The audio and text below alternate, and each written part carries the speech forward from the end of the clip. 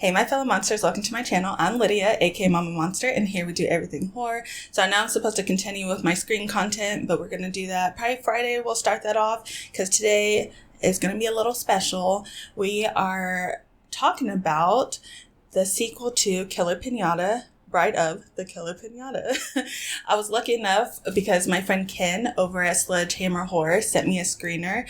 And if you do not follow him already on YouTube, on Instagram, you need to do that. I will put his links down below. He's an amazing guy. His family, I love them all. And that is why I feel honored that I got to watch this a little early. This film was produced by Angry Mule Films, which is an indie company based out of Chicago. And it was directed by Stephen Tramontana, which Ken did do an interview with him on his channel. So I'll link that down below. You should check it out. It's really good. But I'm ready to start talking about it. So if you're interested to hear what I have to say about this film, grab a snack, maybe a drink, and let's get into it.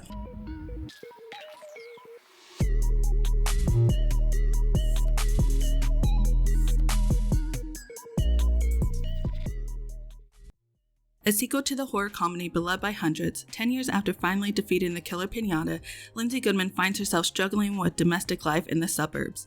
When a new piñata arrives looking for help, the Killer Piñata wakes, mentoring her in his murderous ways and raining hell down on the suburbs. With her family in the crosshairs, Lindsay must rally the old crew one last time to send the Killer Piñata back to hell for good. I'm not sure when this film will be released, but I read that they have already been at 3 film festivals and they received an award nomination at all 3. So I think that's pretty cool. This movie cost $17,000 to make and it is almost 2 hours long. And honestly, it did not feel like it. So question of the day, did I like the movie? No, I loved it. Honestly, I didn't know what to expect coming into this, and when you're watching this, obviously you can't take it serious, you know, it's about a killer piñata. I mean, it's pretty self-aware, but honestly, I was kind of like worried how I felt about it, but I absolutely loved it. It is so much fun. It's just a ridiculous movie. So as the plot says, it is a horror comedy, and it definitely has all the elements for that, and I was dying laughing. I was at my sister's watching this and she was working from the other room and she was cracking up because she heard me cracking up and she's like, "Are you having that good of a time?" And I'm like, "I really am." So this movie isn't just comedy. So this movie isn't just horror and comedy. It does touch on love as well.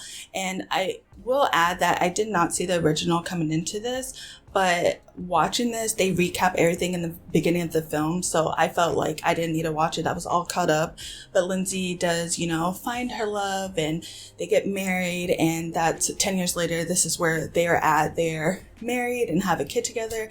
And they are a same-sex couple, which I love the representation. We are here for it. I lie. Obviously, all these years being married, you know, they're kind of stuck and kind of just bored with their lives. And when this Killer Piñata comes back, her wife is like really excited, like, we got some action going on, you know. I feel like all the characters in this film did a great job at doing whatever their character is supposed to do. There's, you know, silly and serious and goofy and ridiculous, like all of them, I think, delivered that. And I forgot to say that Ken does have a part in this film, and honestly he did an amazing job and definitely one of my favorite parts of the film. I love all the elements they brought to the film. There's animation, there's flashbacks, which is awesome because then that gives us a deeper understanding of each character when that happens. And obviously I have to talk about the piñatas, the puppets. It's ridiculous, but it's amazing. And, you know, they speak to each other in their own little language, but you don't understand what they're saying, but there are subtitles, so we do understand what they're saying, I guess. But I think just everything about this film was just so much fun. Obviously, Bride of the Killer Piñata, you know, reminiscent of Bride of Chucky, but I feel like not only does it pay like homage to Bride of Chucky, but also just Child's Play in general. There's some moments in this film that, you know, remind me of like Child's Play 2. And also, of course, you know, the love story. We have the love interest.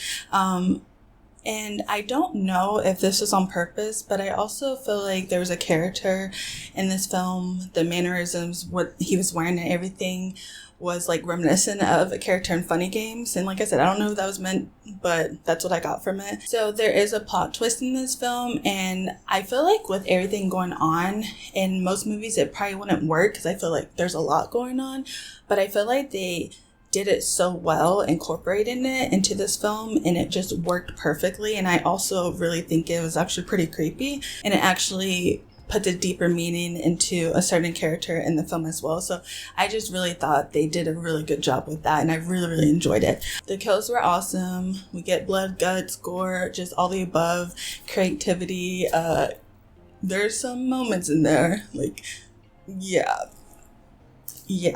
just wait to see it. Yeah, so I think that's pretty much everything I have to say about this film. I just really enjoyed it, and I can't wait for you guys to watch. So if you've not seen Killer Piñata, you can find it on streaming services. I did see it on Screenbox on Amazon, so if you want to check that out, go for it. I can't wait for you guys to see this film, and I hope you like this review.